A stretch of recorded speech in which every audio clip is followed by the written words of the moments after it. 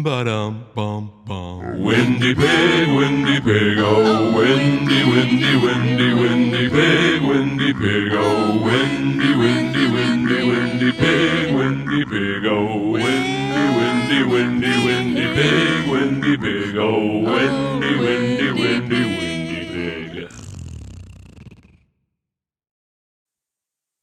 Welcome back to Windy's Garage of Garage Windy content. Just an update. Not going to be doing much for a bit. As some of you know, just the other week, I was working on a fence and managed to put a nail into my wrist. I won't show you it, but it's caused me to have a bit of a loss of feeling in this hand, and lots of strength. So I'm not going to do too much on the big bike, on the 750, just because the next job is the front end, and it's a lot of torque and twisting and stuff, and it's heavy. Did finally get hold of another honing tool. So this is, some of you will have seen these before. These are just, you put battery drill operated honing tools. These stones will rub down the inside of the bore to take any sort of scratch marks, stuff which damage the rings. And they're quite clever. You sort of put them in like that, and they sort of find their own sort of level, and you spin them on that, and you can also tighten it up so you get more pressure pushing outwards depending on how deeply you want to hone. So we can do that. I've got to go up and get the cylinder back. The cylinder and piston off the moped are free and easy. I've got a set of piston rings here somewhere. He says, oh dear, I found them earlier, but I've got a set of piston rings. I've got a new piston. We've got the bottom end ready to go. I'll put it back together. I'll do the video for putting that back together, and we can go from there. But I just thought while I was in the garage buggering about, I would open these carburettors up. So when I tried to fire up the 750 a couple of videos ago, the low compression was one major problem, which bothered me. But also I noticed the plugs were dry, so it wasn't getting any fuel either. Now that might just be because it's not pulling enough of a vacuum through, because the low compression. Well, I shouldn't think so. I put my hands over the back of the. You put your hands over the intake side of these, and you could feel it really sucking in. So I don't think it was not sucking enough vacuum through to pull fuel through. So I'm gonna guess that these Carburettors are not in the best condition. Just got to get myself a little pot together. Hang on a minute. That'll do. So yeah, I mean, I did open these up when I first got the bike together, and they looked clean. So I sort of didn't do anything with them. I was sort of loath to split them or stick them in the parts washer, just because I sort of had a feeling they'd be all right, which was probably a bit brave, really, because they're never normally all right. Even good carbs gum up. So this has been sat in the shed for 20 or 15, 20 years, so chances are they're worse than they look. So I'm going to open one of these up and have a look and see what we can find. Put petrol in there. I'll stick the house out, that'll be in trouble. So you can see, let me get the light up. You can see it's not too bad in there. A bit grim. But I've seen worse on working bikes, so I don't think it's particularly bad. You see that in there? It's not too bad. So, first thing to do is, let's pull this little noodler at the front here. See what this is doing.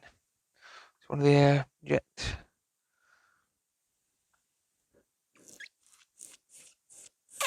So what I've done there is just suck up the air through it to see if it's clean, but that's clean. Letting air through. Let's get some carb cleaner we have. Spray bits down there. Bubbles out of anywhere. Yeah, that gets through. So that's all right. Oh shit, idiot. Yeah, that gets through. So that's all right. Put that back in. Pretty good, Nick. Bit of shit around in here though, which is going to get in there. Clean them out. I mean, like, I've got a parts wash. It'll take a pair of these. It's big enough for a pair, but I'm loath to split them unless I really have to. Just any of you that will know, splitting carbs up is a pain in the ass. Best of times. So see, this all looks really good. That's not sticking or anything. I'll check the height of that. I'll have to check what the dimensions are for the height of it. So that's that one. That one's alright. Let's get a bigger flat screwdriver. Got one down here somewhere. There he is. Let's get this jet out and have a look at this jet. So I was told. Is that going to be too big? No. I was told by the previous owner he jetted these for running without an airbox. 130s, yeah. They're normally 110s on these, I think. I have to check that. I think he's up to 130s. So I don't know if you can read that in the camera. But it says 130 on there. That's fine. Is it? Let's get that further up. Let's get that up further. Where's it? It's a flat drive here. That's it.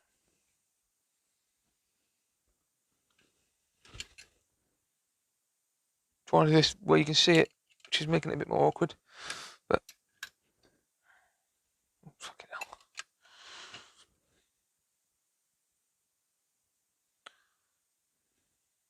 This is main jet really, so I don't think this is going to be the problem of it not starting, but this is the easiest one to get out. Be careful with this stuff because it's all brass. It's all quite fragile. You can quite easily damage threads, and I'm going to have to put this in the vise, I think, properly, otherwise I'm going to damage it. Hopefully you can see the vise in this.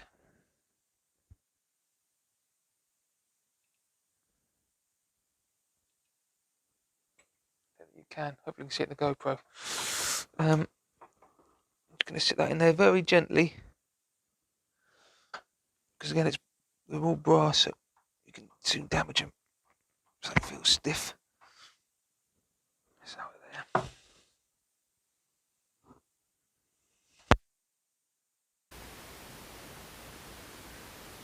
Looks pretty good. There's a massive hole there.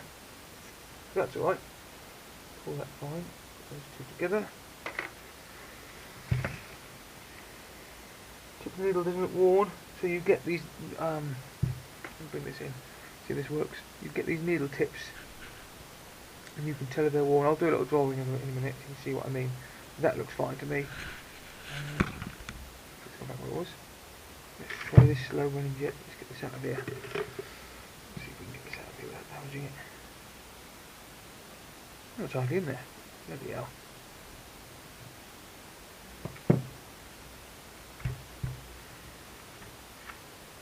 It's a mid-jet, I think. So these have been out a few times. You can see there's tool marks on here. Someone's had them in and out once been broke.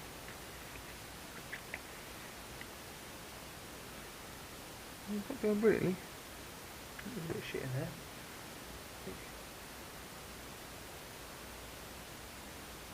Oh, no, they're not. I might take all these jets and stick them all in the parts wash just so they're all clean. Yeah, that's a good idea. I don't want to mix them up. That's alright.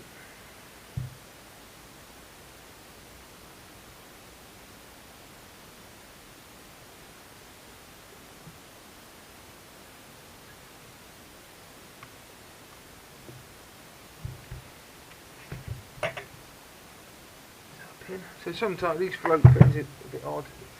Sometimes they just push out.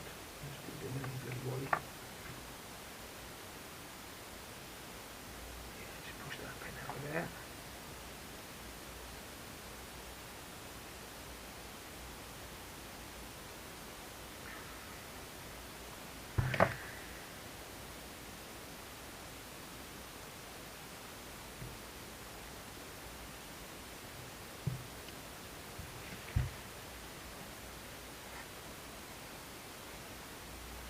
Right, so explain what I'm doing. With this upside down, all of these 3 floats will be in the down position, pushing their relevant valves closed. So I'm just blowing a bit of air down the fuel pipe and just put my finger on it just to see if it does close up.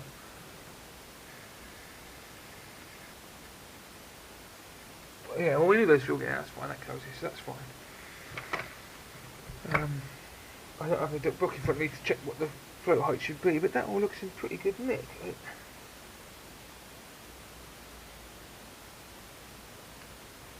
If that's all there is, I don't see why that wouldn't let fuel through.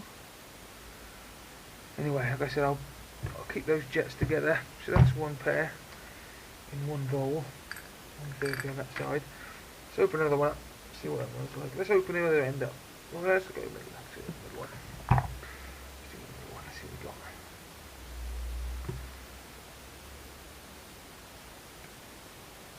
Well, these are all fairly clean. I'm going to have to rethink. Maybe I've got the timing run the wrong way around. It's a bit likely. Check the wiring diagram, but I'm pretty sure they got the spark timing right. 1 and 4 and 2 and 3. But yeah, the story of the wrist, I feel a bit embarrassed really, but so our fence had been knocked down in our old house by storms recently, and it had taken out the fence with it, as trees are wont to do. So I'd been over there to measure up and get it fixed, borrowed some tools from work, borrowed a decent nail gun, and I was just holding the back of the bracket on the back of the Harris rail. I was just going to put a couple of feather edge boards in, just loose, not loose, but just put 2 in at one end. Because what there is on that fence is there's a bit that slips in behind the sort of next door shed. So you've got to get a couple of feather edge boards on before you attach your Harris rails to the post. Otherwise you won't get them on because there's not enough space between the fence and the shed. And I was just holding the Harris rail and holding the feather edge board, and I hadn't changed the nails out for smaller ones. So I had still these great big fucking 6-inch long nails on. Oh, you bastard, really? Looks like I might have to cut these apart anyway to get that out. That's a bugger, isn't it? There's no way to get to that bracket without taking that spring off. What a prick. Right, so I'm going to take the bracket off of that spring. It's very annoying.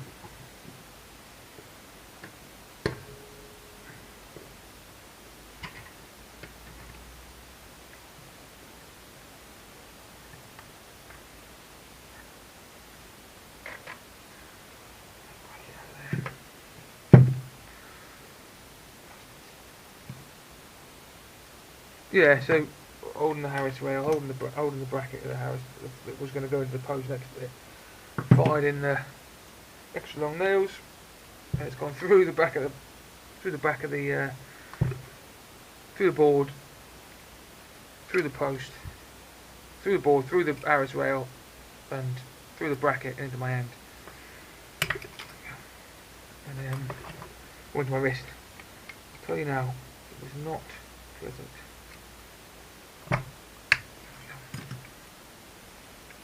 Very unpleasant, in fact. Took to the hospital, all cleaned out. I know, turns out I've got some nerve damage, which will take a while to heal, which is a shame, but that's the way it is. And you do stupid stuff, and you don't concentrate, and you fuck things up. So I'm pretty upset about it, if I'm honest, but too late to do anything about it now. Live and learn. Just never touch a fucking nail gun again. Next time, pay a man to do the fence, because I am not doing it.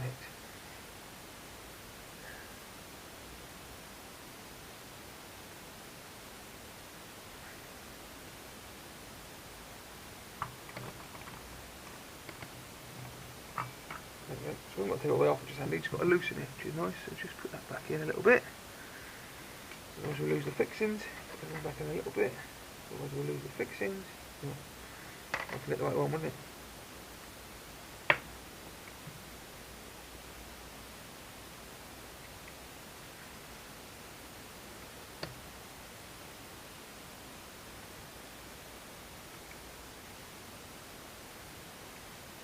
That's in there.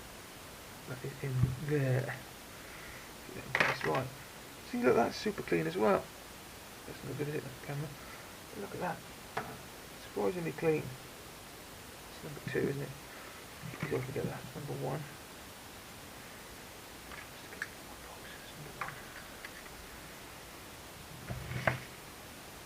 Similarly nice and clean. It's a different jet though, or are they the same size jet? It's still a 130 but a different brand, which is interesting. That comes out a bit too easy as well. They normally fight you a little bit more than that. Looks clean. Yep.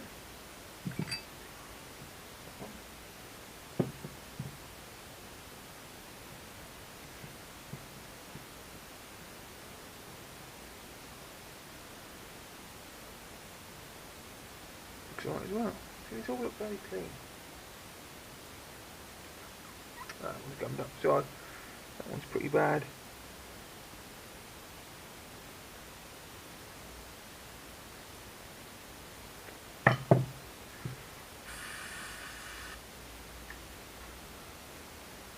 But yeah.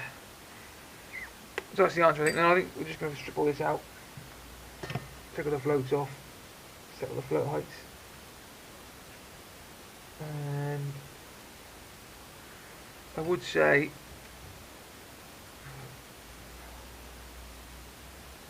I'm joking.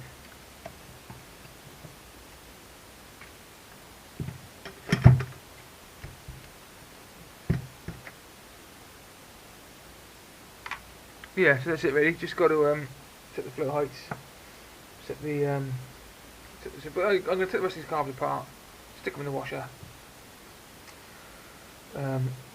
Maybe take these out as well, just to check if they're fine.